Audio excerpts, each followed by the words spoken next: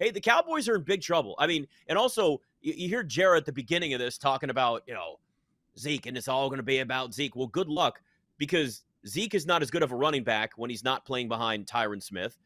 Neither is Dak Prescott. I mean, the sack rate on Dak Prescott goes from 4.2 to 6.2% when Tyron Smith is out of the lineup and not on that offensive line for the Dallas Cowboys. I mean, Zeke averages fewer yards per carry.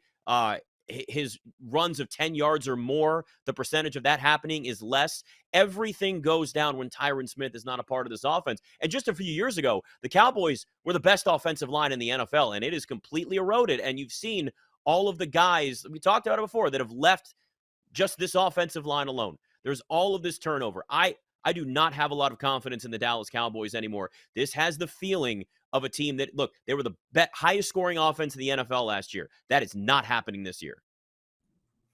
Yeah, I'll be honest. This injury is quite concerning for one really specific reason for me, in that a lot of airtime of me speaking has been spent on Bills, Philadelphia Eagles, and how I think they're being overvalued in the market with these high win totals.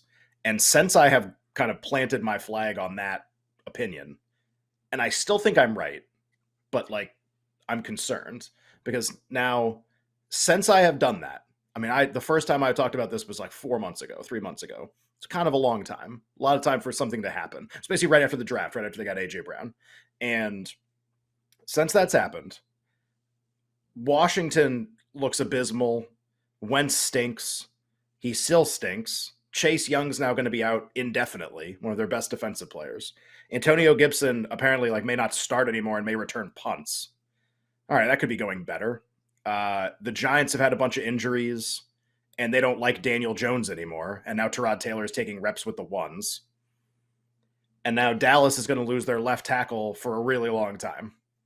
This is unfortunate for someone like me who is kind of invested in the downfall of the Philadelphia Eagles. Get nothing. Meanwhile, all the reports from Philadelphia, Jalen Hurts and AJ Brown are besties, and he's going to catch 75 touchdowns this year, and nothing. Everything's great. And Jordan Davis is pushing guys back 900 feet in these drills, and just all of these, and none of that really matters when we get to week 1, I guess.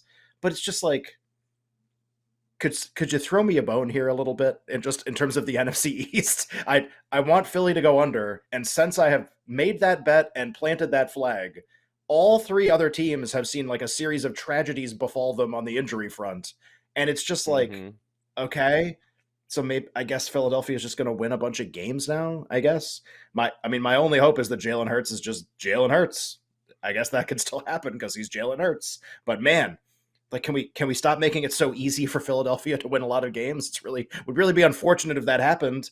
And you can't look at what's happening with the other 3 teams and not have some unbiased part of you think that, this is such a strong advantage for Philadelphia going into the start of the season. It looks like, at least. We'll see how the games play out, but it at least looks like that.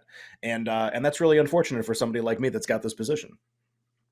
As somebody that has covered all of the teams in the NFC East for quite some time, none of this surprises me, because nothing makes sense in the NFC East, and everything tends to fall apart for every single team, or at least multiple teams, every year.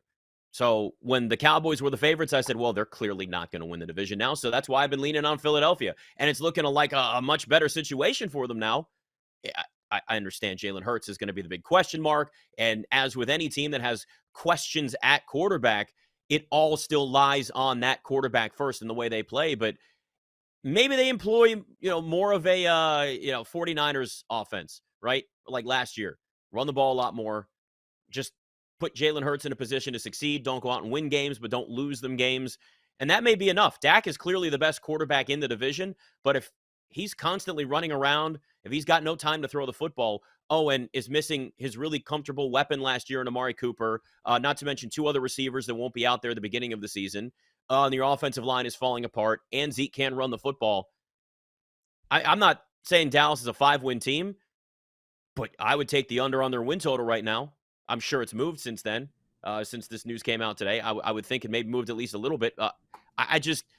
Dallas is they're in for a world of hurt this year, man. This is going to be a team that's going to have some struggles.